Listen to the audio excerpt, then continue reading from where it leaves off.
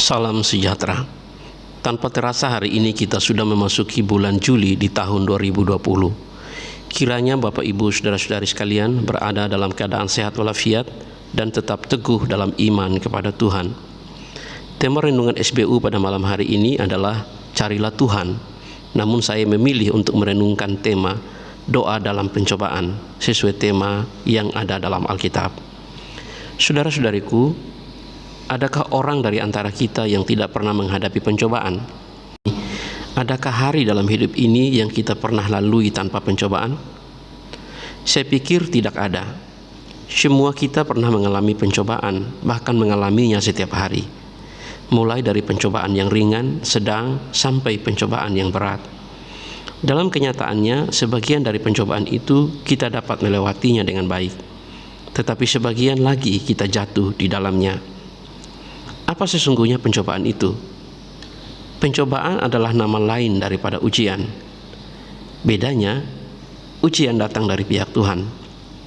Contohnya Allah menguji iman Abraham melalui perintah untuk mempersembahkan Ishak anaknya. Sedangkan pencobaan datang dari pihak kuasa kegelapan. Contohnya ketika iblis mencobai Adam dan Hawa di Taman Eden, atau saat iblis mencobai Ayub, atau saat iblis mencobai Yesus di padang gurun, dan lain sebagainya. Walaupun berbeda sumbernya, namun ujian dan cobaan sama-sama ingin menguji keteguhan iman dan kesetiaan kita kepada Tuhan. Melalui ujian dan pencobaan, kadar iman kita kepada Tuhan dapat terlihat. Misalnya saat kita berada dalam keadaan berkelimpahan, hati kita meluap dengan ucapan syukur. Kita mudah bersukacita di hadapan Tuhan. Kita memuji dan mengagungkan Dia. Kita nampak sangat beriman kepada Tuhan. Namun tiba-tiba, tanpa sebab yang jelas, terjadi sesuatu yang buruk pada kita. Rumah terbakar, usaha bangkrut, kita jatuh sakit, dan lain sebagainya.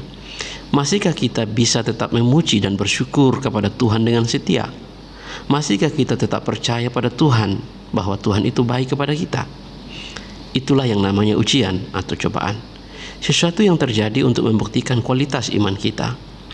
Ujian dan cobaan tidak terjadi pada kita oleh karena kita berdosa kepada Tuhan atau karena Tuhan marah kepada kita. Ujian dan pencobaan terjadi tanpa kita ketahui apa salah kita, namun kita dapat mengerti bahwa itu terjadi supaya olehnya iman kita dapat terbukti apakah tahan uji ataukah tidak tahan uji. Salah satu contoh sederhana membedakan antara ujian dan cobaan adalah sebagai berikut. Misalnya, saudara sedang mendapat berkat, lalu tiba-tiba ada pengemis mengulurkan tangan kepada saudara. Maka itu dapat disebut sebagai ujian. Saudara sedang diuji oleh Tuhan. Apakah saudara bersedia berbagi berkat dengan orang lain sebagaimana Tuhan memberkati Anda? Sebaliknya, jika saudara sedang berkelimpahan berkat, lalu orang mengajak saudara menikmati hidup di dunia malam misalnya, maka saudara sedang dicobai. Iblis sedang mencobai dan menggodai saudara untuk menyalahgunakan berkat Tuhan yang saudara terima dalam hidup ini. Bapak Ibu Saudara-saudariku, kita dapat melanjutkan dengan contoh-contoh lainnya di dalam kehidupan kita sehari-hari. Pokoknya di dunia ini orang beriman rawan sekali jatuh ke dalam pencobaan. Oleh karena itu Tuhan Yesus mengajarkan kita untuk senantiasa berdoa, memohon agar kita dijauhkan daripada pencobaan. Pencobaan sendiri bukanlah dosa.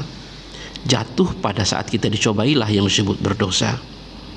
Oleh karena itu penting bagi kita untuk mengetahui cara mengatasi pencobaan agar kita dapat bertahan dan tidak mudah terjatuh. Melalui Mazmur 141 ayat 1-10, kita belajar tentang pokok itu dari Daud. Daud sendiri sama seperti kita. Ia juga selalu berhadapan dengan berbagai pencobaan. Ia bahkan pernah jatuh ke dalam dosa berzinahan ketika ia dicobai. Pada waktu itu, ia sedang berada di atas soto istananya dan memandang Batseba yang cantik sedang mandi di tempat pemandaian. Namun dari pengalaman itu, ia belajar sesuatu yang berguna yang dapat membuat dia berhikmat sehingga mampu bertahan dalam menghadapi pencobaan-pencobaan selanjutnya dalam hidupnya. Pada bagian Mazmur 141 ayat 1-10 ini, nampaknya Daud sedang berada dalam lingkungan orang-orang fasik yang aktif menawarkan gaya hidup yang berdosa. ayat 4 sampai ayat 7. Sebuah gaya hidup yang tampaknya penuh dengan kenikmatan dan kemudahan, namun ujungnya menuju kehancuran mereka sendiri. Seperti batu yang dibelah dan dihancurkan di tanah, demikianlah akan berhamburan tulang-tulang mereka di mulut dunia orang mati. Ayat yang ketujuh. Memperhatikan akhir dari nasib orang fasik, maka Daud bertekad untuk tidak mau mengikuti gaya hidup mereka yang berdosa. Ia mengatakan pada ayat 4b, orang-orang fasik melakukan kejahatan, jangan aku mengecap sedap-sedapan mereka. Ayat 5b, janganlah minyak orang fasik menghiasi kepalaku. Bapak Ibu saudara-saudari, daripada ikut larut dalam kenikmatan semu yang digilai oleh orang-orang fasik, Daud justru lebih bersedia berada di lingkungan orang-orang benar, sekalipun di sana ia harus mendapatkan teguran atau hajaran yang mendidik. Dalam ayat 5b, dia berkata, biarlah orang benar memalu dan menghukum aku, itulah kasih. Jadi bagaimana cara Daud tetap bertahan hidup dalam kebenaran Tuhan ketika hidupnya dilingkupi oleh berbagai pencobaan yang datang dari gaya hidup orang-orang fasik? Ada 3 hal yang Daud lakukan. Pertama, ia berdoa atau ia berseru kepada Tuhan. Ayat 1 sampai ayat 4 berkata, ya Tuhan, aku berseru kepadamu, datanglah segera kepadaku, berilah telinga kepada suaraku, waktu aku berseru kepadamu. Biarlah doaku adalah bagimu seperti persembahan ukupan, dan tanganku yang terangkat seperti persembahan korban pada waktu petang. Awasilah mulutku ya Tuhan, berjagalah pada pintu bibirku, jangan condongkan hatiku kepada yang jahat, untuk melakukan perbuatan-perbuatan yang fasik bersama-sama dengan orang-orang yang melakukan kejahatan, dan jangan aku mengecap sedap-sedapan mereka. Daud bukan saja berdoa, tetapi berdoa dengan tekun saat menghadapi pencobaan. Ia berdoa di pagi hari, maka doanya diibaratkan persembahan ukupan yang biasa dipersembahkan orang Israel pada pagi hari kepada Tuhan. Ia juga berdoa pada sore hari dengan tangan yang terangkat, ibarat korban petang yang biasa dipersembahkan oleh orang Israel. Intinya ia berdoa dengan tekun. Di dalam doa itu ia juga menyerahkan mulut dan hatinya kepada pengawalan Tuhan, agar mulutnya tidak mengucapkan perkataan-perkataan yang buruk dan hatinya tidak condong kepada kejahatan.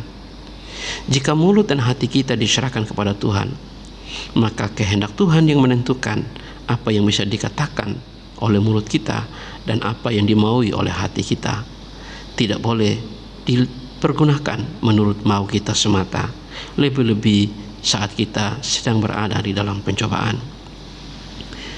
Kedua, Daud berkomitmen sungguh-sungguh untuk mengandalkan Tuhan dan hanya berlindung kepada Tuhan. Ayat 8 hingga ayat 9. Tetapi kepadamulah ya Tuhan Allahku. Saya ulangi. Tetapi kepadamulah ya Allah Tuhanku, mataku tertuju, padamulah aku berlindung. Jangan campakkan aku. Lindungilah aku terhadap katupan jerat yang mereka pasang terhadap aku, dan dari perangkap orang-orang yang melakukan kejahatan. Saudara-saudariku, itu yang Daud lakukan saat dia menghadapi pencobaan. Dia berdoa dan dia berkomitmen sungguh-sungguh untuk mengandalkan Tuhan dan berlindung padanya. Bagaimana dengan kita? Contoh baik yang dari Daud patut kita tiru. Kita tidak cukup hanya berseru memanggil nama Tuhan saat kita dicobai, tetapi kita tidak memiliki komitmen dan tekad yang sungguh-sungguh untuk mengandalkan Dia. Kita berdoa kepada Tuhan untuk menolong kita saat dicobai, namun kita sendiri masih berkompromi dengan dosa dan tekun menuruti keinginan daging kita. Jika kita tidak tegas menolak dosa, maka doa-doa kita menjadi sia-sia belaka. Daud berdoa, tetapi sekaligus ia berkomitmen kepada Tuhan. Ketiga, Bapak Ibu Saudara-saudara, Daud bertahan sewaktu dicobai, oleh karena ia tahu akhir hidup orang fasik dan akhir hidup orang benar. Ayat 10 mengatakan, orang-orang fasik akan jatuh serentak ke dalam jala mereka, tetapi aku melangkah lalu. Bapak Ibu Saudara-saudari, Menghitung risiko di kemudian hari bisa menjadi cara kita berpikir bijaksana di hari ini. Kita tidak boleh hanya terburu-buru memikirkan kenikmatan sesaat hari ini, namun membahayakan hari esok.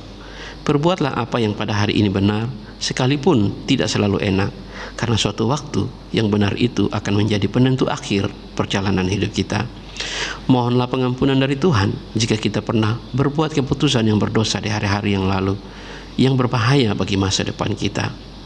Selamat menjalani hidup yang mengandalkan Tuhan, sekalipun harus melewati berbagai-bagai pencobaan. Firman Tuhan dalam 1 Korintus pasal 10 ayat 13 mengatakan, pencobaan-pencobaan yang kamu alami ialah pencobaan-pencobaan biasa yang tidak melebihi kekuatan manusia, sebab Allah setia, dan karena itu Ia tidak akan membiarkan kamu dicobai melampaui kekuatanmu. Pada waktu kamu dicobai, Ia akan memberikan kepadamu jalan keluar sehingga kamu dapat menanggungnya. Tuhan memberkati kita. Amin.